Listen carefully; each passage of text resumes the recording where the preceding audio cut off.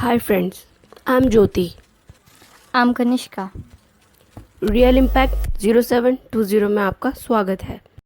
आज हम आपको सुनाने जा रहे हैं नाइटमेयर कहानियों की दूसरी कड़ी, जिसका शीर्षक है घर का साया।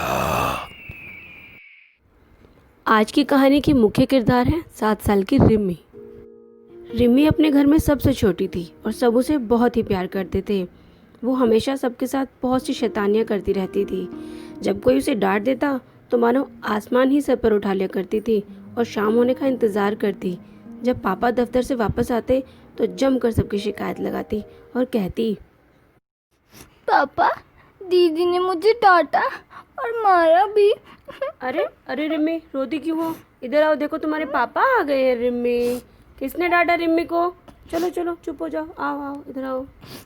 रिम्मी की ऐसी शरारत और वो बोला चेहरा देखकर सब धीरे धीरे हंसने लगते और बोलते, इतनी प्यारी लग रही है पापा से बोलते हुए। सच में फिर एक दिन वो घर में ही रहता है हम सबके साथ। हाँ मम्मी, जब उस दिन हम बैठकर बातें कर रहे थे तो लगा कि कोई दरवाजे से देख रहा है। इस घर में कभी अकेले होते हुए भी अकेलापन महसूस ही नहीं हुआ। मम्मी, लेकिन उससे डर भी नहीं लगता, कभी सामने से जो देखा नहीं है। कभी किसी को कुछ बोलता ही नहीं, इसलिए हम भी कुछ नहीं करते। उसको रहने दो, भली आत्मा है। हाँ। अरे छोटी मम्मी, क्या बातें लेकर बैठ गए तुम दोनों? और कुछ काम नहीं है अरे क्या? चलो उठो, अपना अपना काम करो। फालतू की बातें लेकर बैठ जाते हैं। हाँ। फिर एक दिन कुछ ऐसा हुआ कि उन लोगों की रूह कांप गई। भाई दूज का दिन था। रिम्मी की बुआ आई हुई थी। उस दिन रिम्मी और उसकी बुआ के बच्चों के साथ मिलकर उसने काफ़ी मस्ती की। शाम का समय था। उसकी बुआ और मम्मी के साथ रिम्मी घर पर अकेली थी। बाकी सब पड़ोस में रहने वाले ताऊ जी के घर गए हुए थे। हिंदुओं में दिवाली से 2 शाम पहले से भाई दूज वाली शाम तक दिए और मोमबत्ती जलाने की प्रथा चली आई है। रिम्मी को बहुत शौक था। वो मोमबत्तियों की बची हुई मोम को दियों में इकट्ठा करके दिए वाली कैंडल बनाया करती थी। उस शाम वो घर की बालकनी में खड़े होकर दियों में मोम जमा कर रही थी। कुछ देर बाद वो अंदर आ गई। बुआ और मम्मी बातें कर रहे थे। भाभी, आप लोग तो आते ही नहीं हो। आएंगी दीदी, एक बार आपके भैया को फुर्सत मिल जाए। मम्मी, देखो मैंने क्या बनाया। अरे वाह, बहुत अच्छे बेटा, सो स्वीट। मम्मी और बुआ बातों में लग गए। कुछ देर बाद रिम्मी ने देखा एक बड़ा काला साया चॉकलेटी पैंट और संतरी चेक वाली शर्ट पहने बालकनी के दरवाजे में से उसे देखकर मुस्कुरा रहा था।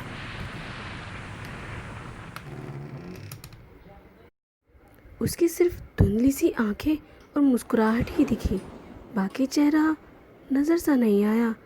रिम्मी धीरे से हंसकर बोली, ये अंकल कौन है?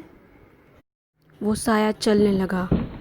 वो ऐसे चल रहा था जैसे उसके पैर हैं ही नहीं, या वो उड़ रहा है या फिर तैर रहा है, या जाने जाने क्या। वो घर की दीवार में से पार हो गया। कुछ देर बाद वो उसी दीवार में से वापस आया और थोड़ी देर बाद बालकनी की दीवार में से पार हो गया। रिम्मी तो कुछ समझ ही नहीं पाई ये सब क्या हो रहा था और वो डर के मारे जोरों से चिल्लाई। मम्मी मम्मी क्या हुआ रिम्मी? क्या मम्मी, वो अंकल आए थे और वो दीवार में से चले गए।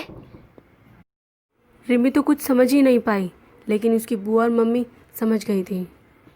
कुछ तो था, ये इतना डरी हुई है। ये सब चीज़ें बच्चों को अपना रूप दिखा ही देती है। रिम्मी कभी भूल नहीं पाई वो सब। कुछ महीनों के बाद रिम्मी अपनी मम्मी के साथ पड़ोस वाली शोभा आंटी के घर गई हुई थी। वो सब एक पुरानी एल्बम देख रहे थे। तभी शोभा बोली, देखो ये 5 साल पहले की एल्बम है, छोटी के बर्थडे की। पड़ोस के सभी लोगों को बुलाया था हमने। मम्मी, मैं कहाँ हूँ? बेटा, तब हम यहाँ नहीं रहते थे। तभी अचानक रिम्मी एक फ़ोटो की तरफ देखकर बोली, मम्मी, ये तो वही अंकल हैं जो हमारे घर रहते हैं। शोभा के घर वाले रिम्मी की बात सुनकर हैरान हो गए। तभी शोभा ने पूछा, बेटा क्या तुम सच बोल रही हो? हाँ आंटी, ये रोज मुझसे बातें करते हैं। हाँ, और मुझे देखकर हंसते भी हैं। लेकिन ये घर में बाकी सबसे बहुत नाराज रहते हैं, पता नहीं क्यों।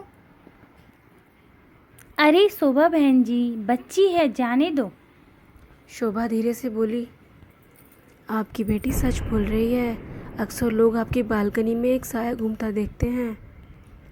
और कुछ का मानना है ये शर्मा जी हैं जो पहले आपके घर में रहते थे, मगर आपके आने से कुछ समय पहले उनका देहांत हो गया।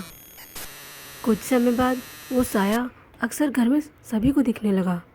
ना जाने कैसी अजीब अजीब सी घटनाएं सबके साथ उस घर में होने लगी।